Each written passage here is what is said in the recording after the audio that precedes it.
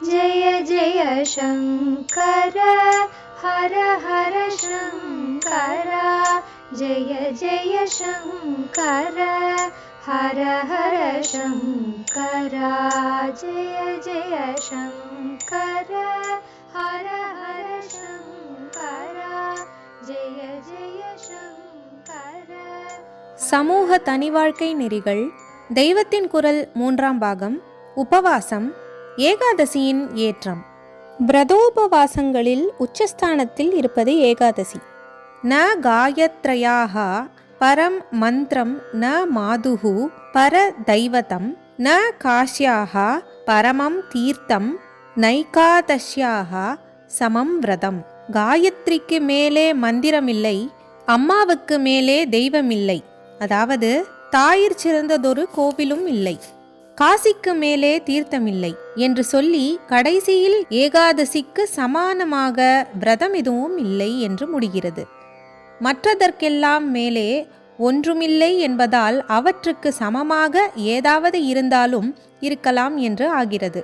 ஆனால் விரதங்களை எடுத்துக்கொண்டால் அவற்றில் ஏகாதசிக்கு மேலே மட்டுமில்லாமல் அதற்கு சமமாக கூட எதுவும் இல்லை என்று ரொம்பவும் சிறப்பித்து சொல்லி இருக்கிறது.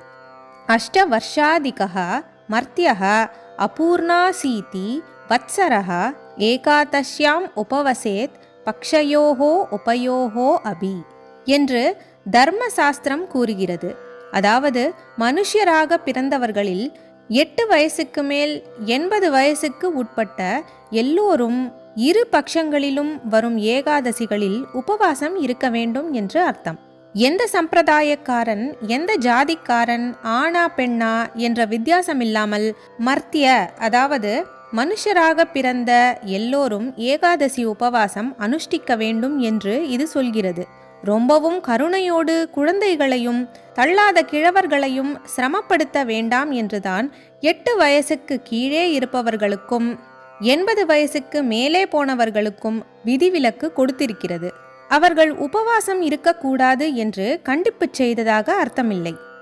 முடிந்தால் அவர்களும் இருக்கலாம், முடியவில்லை என்பதால் இல்லாவிட்டாலும் பாதகமில்லை என்று அர்த்தம். மகாராஷ்டிரம் முதலிய இடங்களில் ஏகாதசி அன்று பச்சை குழந்தைகளுக்கு கூட பால் கொடுக்காத தாய்மார்கள் இருந்திருக்கிறார்கள். அந்த குழந்தைகளும் அவர்களுடைய நம்பிக்கையிலேயே நன்றாக இருந்திருக்கின்றன என்று சொல்வார்கள். இத்தனை எக்ஸ்ட்ரீம் டிசிப்ளினை தர்மசாஸ்திரக்காரர்களே எதிர்பார்க்கவும் இல்லை, ரூலாக போடவும் இல்லை. பகவான் கை கொடுப்பான் என்று நம்பி தைரியமாக பூர்ண நியமத்தோடுதான் ஆரம்பிக்க வேண்டும். அப்படியும் முடியாவிட்டால் வீம்பாக பட்டினி கிடந்து தேக சிரமத்தையும் மனஸ் கஷ்டங்களையும் வரவழைத்து கொள்ள வேண்டியதில்லை. ஏகாதசி தவிர மற்ற உபவாச தினங்களில் ஒரே பொழுது பலகாரம் செய்யலாம். அதாவது சாஸ்திரிய பலகாரத்தை சொல்லாமல் தோசை, இட்லி பலகாரத்தை தான் சொல்கிறேன்.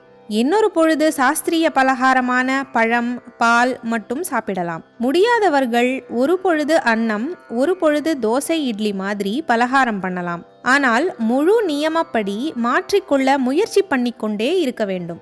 ஏகாதசியில் நிர்ஜலமாயிருந்தால் ரொம்பவும் சிரேஷ்டம். அது ரொம்பவும் கஷ்டமும். சாத்விகமான பானங்கள் மட்டும் பண்ணுவது அடுத்தபடி. அதற்கும் அடுத்தபடி நிஜ பலகாரமாக பழத்தோடு பால் சாப்பிடுவது. அதற்கும் அப்புறம் ஒருவேளை மட்டும் பற்றுப்படாத சத்துமா, பூரி மாதிரியானவற்றை சாப்பிட்டு இன்னொரு வேளை பழம், பால் ஆகாரம் செய்வது. இன்னும் ஒரு படி கீழே ஒருவேளை பக்வமான புஷ்டியான இட்லி, தோசை, பொங்கல், உப்புமா இத்தியாதியும் இன்னொரு வேளை பால் பழமும் சாப்பிடுவது. இதற்கும் கீழே போகப்படாது. அதாவது ஒருவேளை கூட அன்னம் சாப்பிடுவதாக இருக்கப்படாது.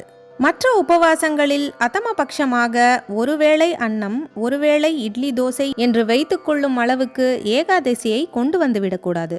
ஏகாதசியில் அன்னத்தை சாப்பிட்டால் பிராயச்சித்தமே கிடையாது என்றிருக்கிறது.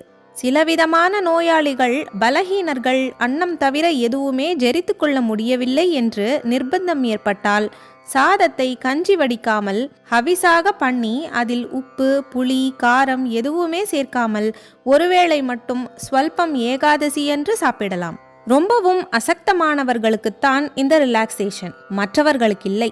அன்று ஒருவன் சாப்பிட்டால் அதில் ஒவ்வொரு பிடியிலும் நாயின் அமேத்தியத்துக்கு சமமான பாவத்தை சாப்பிடுகிறான் என்று மிகவும் கடுமையாகவே சொல்லியிருக்கிறது. பிரதிக்ராசம் அசௌ புங்க்தே கிஷ்பிஷம் ஸ்வானவிட் சமம். உபவாசமும் உழைப்பும். ஏகாதசிக்கு லீவ் இல்லையே, சாப்பிடாமல் எப்படி வேலை பண்ணுவது என்றால் இதற்கு 2 விதமாக பதில் சொல்கிறேன். ஒன்று, எல்லாரும் ஏகாதசி விரதம் இருப்பதென்று வைத்துக்கொண்டு சர்க்காரிடம் வலியுறுத்தி கோரிக்கை விட்டால் அன்றைக்கு லீவ் விட்டு விடுவார்கள். 2, இப்படி 15 நாளுக்கு ஒரு நாள் சாப்பிடாததால் வாஸ்தவத்தில் தெம்பு குறையவே குறையாது. ஏதோ சென்டிமெண்டலாகத்தான் நாம் சாப்பிடவில்லையே, நமக்கு சக்தி இருக்காது என்று பயப்பட்டு அந்த பயத்தினாலேயே பலகீனத்தை வரவழைத்துக் கொள்வதாய் இருக்குமே தவிர, வாஸ்தவத்தில் அன்றைக்கு நாம் மனசை கொஞ்சம் உடம்பிலிருந்து விடுவித்து கொண்டு ஒதுங்கியிருந்தால் அன்றுதான் கூடுதலாக சக்தி, உற்சாகம் எல்லாம் இருப்பதாக தெரியும். மற்ற தினங்களை விடவும் அன்று நர்விஸாக நிறைய வேலை செய்ய முடியும். மனம் இருந்தால் வழியுண்டு. உடம்புக்கு பல தோஷங்கள் இருந்தாலும் அதற்கு ஒரு பெரிய குணமுண்டு, அதாவது நாம் பழக்குகிறபடி கேட்கும். அதனால் ஆபீஸ் காரியம் பண்ண முடியாதபடி ஏகாதசி உபவாசம் எவரையும் அசக்தமாக்கி விடாமல் பழகி கொண்டு விடலாம். ஆனாலும் அன்று முழுக்க பகவத் பரமாகவே செலவழிக்க வேண்டும் என்பதற்காக வேண்டுமானாலும் எல்லாரும் சேர்ந்து டிமாண்ட் பண்ணி லீவ் விடும்படியாக செய்யலாம். வருஷத்தில் எல்லா ஏகாதசியிலும் பூர்ண உபவாசம் இருக்க முடியாமல் ஒருவேளை பலகாரம் பண்ணினாலும் ஒரே ஒரு ஏகாதசியாவது பூர்ண உபவாசமாக முழு பட்டினி இருக்க வேண்டும். வைகுண்ட ஏகாதசியிலாவது இப்படி இருக்க வேண்டும். பீமனுக்கு பசியே தாங்காதாம். அதனால் அவன் எல்லா ஏகாதசிகளிலும் சுத்த உபவாசம் இருக்க முடியாமல் வியாசரை கேட்டு இப்படி ஒரு ஏகாதசியில் பூர்ண உபவாசம் இருப்பதற்கே பலன் உண்டு என்று வரம் வாங்கி கொண்டானாம். ஆனால் அந்த ஏகாதசி வைகுண்ட ஏகாதசி அல்ல.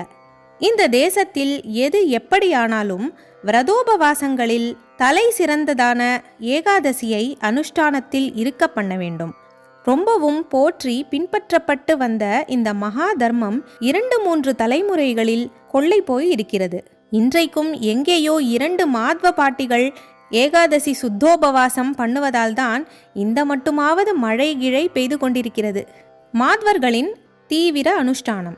தர்மசாஸ்திரமே விதித்த விரதமாக ஏகாதசி இருப்பதால் மாத்வர், வைஷ்ணவர், ஸ்மார்த்தர் ஆகிய எல்லோருமே அதை அனுஷ்டித்தாலும் ரொம்பவும் தீவிரமாக கடைபிடிப்பது மாத்வர்கள்தான்.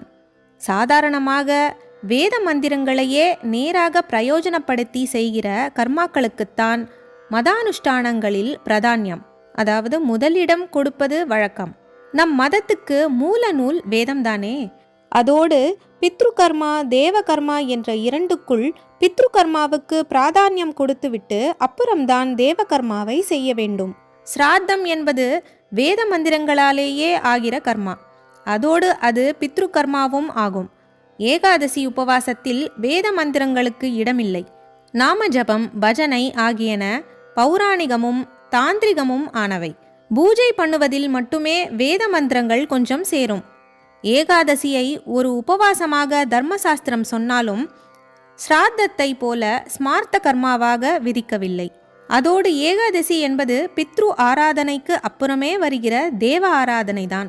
ஸ்ராத்தம் என்பது ரொம்பவும் வைதிகமான ஸ்மார்த்த கர்மா. அதிலே பித்ருசேஷமாக போஜனம் பண்ண வேண்டியதும் ஒரு அங்கம். ஸ்ராத்தம் பண்ணிவிட்டு பித்ருசேஷம் சாப்பிடாவிட்டால் தப்பு. ஏகாதசியில் ஸ்ராத்தம் வந்தால் என்ன செய்வது?